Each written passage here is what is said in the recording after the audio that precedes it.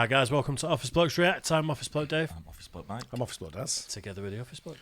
Yes, we are. Yeah, we are. Old soldier meets young soldier. Yeah. Interesting. A lot of mutual respect from old soldiers and young soldiers. I bet there is, yeah. But it's a tough job, innit? Toughest. Yeah, I Putting think your life on the line, basically, aren't you? So they might not have served in the same capacity, but they're all going to know what each other went through. It's all going to be like a fraternity, isn't it? Big time. Yeah. Yeah, I wonder if looking at the old guy, how old would you say he is? Do you think he missed? In his 80s. Depends what nationalities he has as well. It's got to be 80s, yeah. So I'm guessing at least Second World War he would have been in. I reckon. See many people still around from the Second World War. Well, it makes sense. If this, I think this is a couple of years ago. Yeah. And if he's in his 80s, he could have been like a young Could be 80s. 19-year-old. He's at least in his 80s, I'd say. Yeah. He could be in his 90s. Yeah. Some of them, keep themselves pretty fit, don't they? So. Yeah.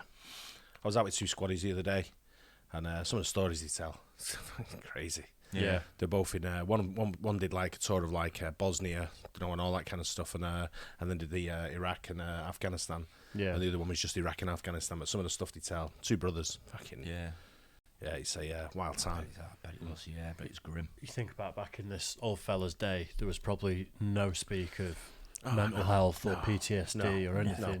I think they called it shell shock, didn't they, back in the day when someone was just frozen. People they used to shoot them, didn't they? If they had deserters because they got shell shock. They used to line up and shoot them, didn't they? Like First World War. So. We've come a long way, but I still don't think we do enough for veterans and stuff. It's like I think, isn't it? Without a doubt. Yeah. Let's check it out. Old soldier meets young soldier. Let's do it. We deployed in Iraq in 2006. We then deployed to Kosovo. From there, we then deployed to Afghanistan. Well, you've been through quite a lot, son, haven't you? Hi, hello, young man. Nice to meet you. How are you? Pleasure. How you been? You okay? Not so bad. Yourself? On the spot. On the spot. There's a stack of them here, isn't there? All right. Which war did you fight in? Second World War. 95. My flotilla was the third flotilla, and there was 12 of us, and we took part in the North African campaign, and then we went on to the invasion of Sicily. How long were you away for? 2 years. In them days, with a different war, you had to go where you were sent, and some lads went to North Africa and went right through and never got home till way after D-Day. The other wars that followed this, it's an entirely different war than what ours was. I think it goes through generations, doesn't it? It goes from one war to another. It's frightening to see what happens to these modern wars. You're fighting an enemy you do not know where he is for the start. Like in our war, as long as you were going forward, you were going the right way. But you get in Afghanistan and that, he can come up behind you and you don't know he's there. And from my way of thinking, I wouldn't like to have fought in that war, I'll be honest with you. See, that's where I think the two change, because I wouldn't like to fight in your war. Because in my eyes, being on a ship... It's probably safer on a ship, so I can't swim, so... You can't swim? I thought you were a sailor. And they never taught me. But where would you swim to? If you're a long way from home, it don't matter whether you could swim or not. After training, I got to battalion, and then we deployed to Belize. We went for 6 weeks in the jungle, training, and that was pre-training for Iraq. We deployed in Iraq in 2006. Yeah, 2006. That was a 6-month tour, turned into a 7-month tour, and we were deployed to Saddam's palace in Basra South, where we patrolled and did strike ops. After there, we come back. I went on to do my promotion. We then deployed to Kosovo. That was peacekeeping. And then from there, we then deployed to Afghanistan, to Herrick 10. So completely different operations altogether, from armoured to foot. Well, you've been through quite a lot, son, haven't you? Say something different as well with the age groups. He's wearing a hat. Well, the old guy obviously is not going to wear one because of his age group that he's in. Oh, it was disrespectful back in the day. He would take it off, yeah. It's a big sign of like things to respect to take your hat off, wasn't it? Yeah. So I think the old guy, even if he was wearing a hat, he'd probably take his off, whereas the young guy's got his hat on. Yeah. I guess unless it was like his beret or something, he might keep that on. Keep it on, Yeah, maybe. Yeah. Look at his eyes, though. I know. He kind of, although he's been through a lot, obviously, I think he's come to terms with everything because he's older. And I think the younger lad seems like he looks still like, affected him, maybe. He looks very affected, doesn't he, if you look at his eyes. So completely different operations altogether, from armoured to foot. Well, you've been through quite a lot, son, haven't you? What are your feelings towards the enemy now in comparison to at the time? That's a good one, that. At the time, I didn't. It's weird because I'm going to probably stand out here. Is I didn't have any hate for them. I believed that we were fighting in someone else's country and they were defending it in a way. But I think that's one of the other reasons why I left, because I didn't believe in it in the end. I think I fought that hard, and I was fighting an enemy so much that I was equal to them. If someone can get a number of men in front of me and fight me and my men to the extreme that they were fighting us, then hat off to them. What about yourself? Well, we fought the Germans to win the war. That's what was bred into you. And it took me until about 1970 before I could really, see me way clear. I have nothing against them now. It took me all that time to realise they were the same as us, doing what they had to do. Have you ever fired a weapon? Yes, on the landing craft I was an anti-aircraft gunner. We had 6 Oerlikons and a 12-pounder on her, so I fired that many times through the war. It's a different thing. It's not like firing a rifle. No, like a soldier has to rely on a rifle, doesn't he? Yeah. Like I had to rely on me anti-aircraft gun. Whenever you're in imminent danger, you're called to action stations. And if the planes come at you, then you have to fight back. And on the Oerlikon, you had a shield, which you look through the gap, so to speak. It always gave you that feeling that they couldn't hit you, which was a silly way of thinking, but it gave you a bit of feeling of comfort, if you know what I mean. See, with us, we were just rifles. Rifles, and we had GPMGs, which were 7.62 belt fed, which that most of them... Well, you'd be lost without your rifle or your gun, wouldn't you? Yeah. On the deck. Afghan had a section, so I had a section of 8 lads, and very, very good lads as well. Yeah. We would get in 360 ambushes, so we'd get hit by an IED, so you'd have someone from the front, right, left, they're coming from the top of the compound, and they basically just spraying you with rapid fire with 7.62. Once you got into the firefight, you could never tell what was going to happen, but you always knew it was going to be like a well-oiled machine, the way your SOPs kick into place, the way you know your lads they just knew, because of the amount of training you did, you knew exactly what we were doing. How do you think soldiers are viewed in society? It all depends how the media portrays us. I remember going back, when we were coming back from Iraq, we landed in Teesside, and we had groups of people that weren't happy that we were there, and they were British people, because the media portrayed us as killers, as murderers. Flipping the coin, when we come back from Afghan, we were portrayed as heroes, so the whole country rejoiced to go, oh, save our heroes. Obviously, your generation, you were... Well, I heroes. think the war had lasted so long with that they were glad to see the people back home. Yeah. And I think most soldiers and sailors, any serviceman, was looked upon, they say thank you to them for getting their freedom in one way. Yeah. They were glad to see the war over. I can understand the difference now. It's a different generation, and but it's a different war, isn't it? Well, you find it, I know. When you're in a war zone, imagine coming back and being treated like that, like just being treated badly. Yeah, like the young lad. So sad. It shouldn't be like that. Surprised as well. Someone like Teesside, very working class, very down to earth. You know, it's very very unusual for someone like Teesside to be. To be like that. All said and done, I mean, the soldiers, they're just going out and doing the job of the government.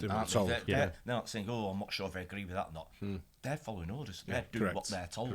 They're putting their lives on the line for the country. Whether other people agree with the conflicts or not, you know, you can't blame the soldiers because they're doing what they're paid for. That's their job, isn't it? To follow what the government say. The old boy's got all his medals on as well as the young guy, hasn't he?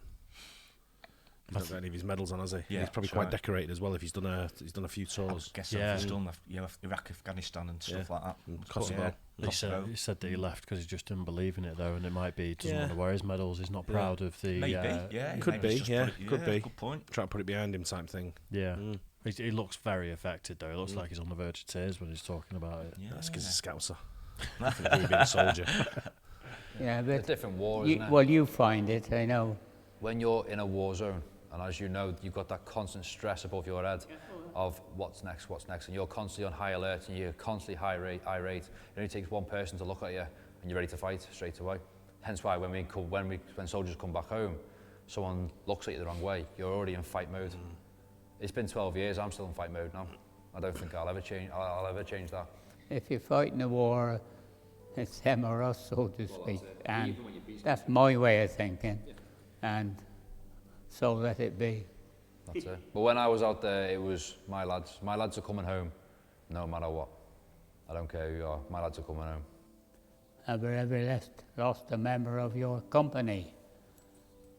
I want to answer it, but I don't at the same time because we've lost quite a lot of lads from our battalion, of our regiment. I'll say regiment because it's 1 RGJ and 2 RGJ. Today is the 10th anniversary for a lad we lost called Paul McAleese. He was my screw. We lost him 10 years today. We've lost quite a lot. Yeah, I think I'll leave it there. Like, don't want to go too much into it. Like, have you ever suffered a serious injury? I've only had a backflash from the gun, which sometimes with an Orlican, after it gets hot, thing sort of blows and you get a flash, but nothing serious. Apart from like a few broken sprains and broken wrists and stuff like that, and major one would be probably mentally. And this is, as you know, it's a massive epidemic that's going through the military at the moment. For veterans and for still serving is mental health. The past 13 years I've really suffered, really suffered. But I've sort of battered it backwards and kept moving forward, you know what I mean? Always kept moving forward. And I think with my age now, I've got to the age where it's like, well, I've got my family and all that. It's like, I've got to stay straight, you know what I mean? But it creeps back a lot. It does creep back a lot. I think having my daughter is kicking up the arse quite hard, like, you know what I mean? But I think if it didn't, I'd probably still be like that, you know what I mean? It's, but I know a lot of lads, a lot of girls, a lot of soldiers are suffering. Do you miss the forces? Oof, that's a good question. No, I don't think I missed it. I was away about 4.5 years. I served, and I was glad to get out. And no, that's my answer to that. I don't know about yourself. No. A lot of the lads, their issue with it, when they say, oh yeah, I missed the army, I wish I'd go back. I think what it is regimented. They're regimented in such a routine where that is your life, and you do that for 3 to 7 to 22 years. Well, I left, and it was like, oh, I'm struggling here. But it was because it was the unknown. It's, I don't miss it. I miss the lads, and I miss camaraderie. Yeah, I miss that. That's about the only thing you miss. Yeah. Yeah. Well, don't get me wrong, I miss firefights, believe it or not. I miss getting into firefights. I miss weapon handling. I miss teaching it, but that can be replaced by anything. You know what I mean? If you find another passion, another love in life, you replace it with that. You know what I mean? Is there anything you regret about your service? Not really. Through the years, I am proud to have been a part of it. It took all my youth. If I hadn't have been there, I'd have missed quite a lot. And no, I don't regret it one bit. I don't think I regret it because it's like I said, it's what I've gained from it. You know what I mean? Mentally, it's been mentally draining once I've got out, but at the same time, it's strengthening at the same time. So where something's suffering, someone else is strengthening. You know what I mean? So I'm becoming a better person. Well, you want to tell your story. From my point of view, it may be to help the younger generation. They don't know about your war. They don't know about my war. And by coming on this sort of thing, people watch it and they realise it's part of history, I would think so, or I hope so. Well, with me, it's like, for 10 years after getting out, I suffered and I went into a dark place and I kept it to myself. And every time someone mentioned the military or something like that, I'd switch off and walk away. Didn't want to know. And I'm still a little bit like that now. But since this year, I've started a new project. I've been talking about my career and my story, my mental health and my fight and struggle and all that carry on. It's actually helping me. It's helping me talking about it. But more importantly, there could be someone sat in a dark room right now who hasn't left the house for 2 weeks, and they're scrolling the phone. They come across Lad Bible. They listen to this. They listen to me and you, and they go, "I've been through that. I've seen this, or that's worse for me, or that's not as worse for me." And if they stand up and they walk out the front door, and they give it a go, then we save one. Then it is worth it. So that's why I talk about my story now. And well, I wouldn't have known your story if I hadn't have listened to it here, would I? I've learned a lot from you, and I hope our little talk today has helped in that way. I think it will. Not just the younger generation. I think the eldest as well. Pleasure to meet you. Yeah. Nice. Thank you very much. Nice to meet you, son. Thank Honest. you. Yeah, I like that. Yeah. Yeah, very good. Deep, Yeah, wasn't it? definitely Yeah, a it lot of was. respect there, wasn't there? Yeah, Like you and say. I think, Different like you say, generations. the guy for 95, fair play to the guy. He's got everything about him still. He's pretty switched on. If you can make it to 95 and be like that, then great. Yeah, brilliant. Yeah. But the other guy, you could say, like you said, Dave, his eyes sort of like looked a little bit like he's gone through a lot. Obviously, he has. And going off what he said, you're absolutely right on that. He's definitely has affected him, and probably still is as well, isn't it? So Well, you can't talk about the lads he's lost, really. You know, No. things Yeah, like that. it's It's tough, like hasn't it? it's obviously too upsetting for him Yeah. still. Yeah. Over a decade later. Yeah, hopefully he's getting the help he needs, and he's by talking about it probably. Like you said, it sounds like he's getting a bit more freedom something there, from sort of it. like Let's in his hope so. mind, and but there's moving thousands on. like him, isn't there, that aren't getting any Loads. help at all. Absolutely you know what I mean? loads. It is a big thing. Huge thing. I heard a story from a guy that was a military sniper for the British Army. Yeah. And there was a similar thing where he told his story like this, and he got to the point where, like, I think he was living in the States with his missus after he served, and he just got a gun. Yeah. It was like he was literally about to do himself in. He said the only thing that stopped him was he had his dog with him, and his dog was watching him. Yeah. He just couldn't do it in front of the dog. And then that led on to him getting help, but he was that close. Yeah. You think how many of them are? I think a lot of them, a lot of them will be. It's a tough life. I mean, you imagine sort of like, being there as a young person, growing up and seeing people being shot and wounded and and injured, and, Like, horrific, and that's before he joined the army in Liverpool. You know. That's had a bit of humour. Yeah. Lighten the load a Yeah. little bit, you know. Yeah. But Anyway, yeah, hope you for guys sure. enjoyed that. Don't forget to like and subscribe, and we'll see you on the next one. Cheers, guys. Cheers.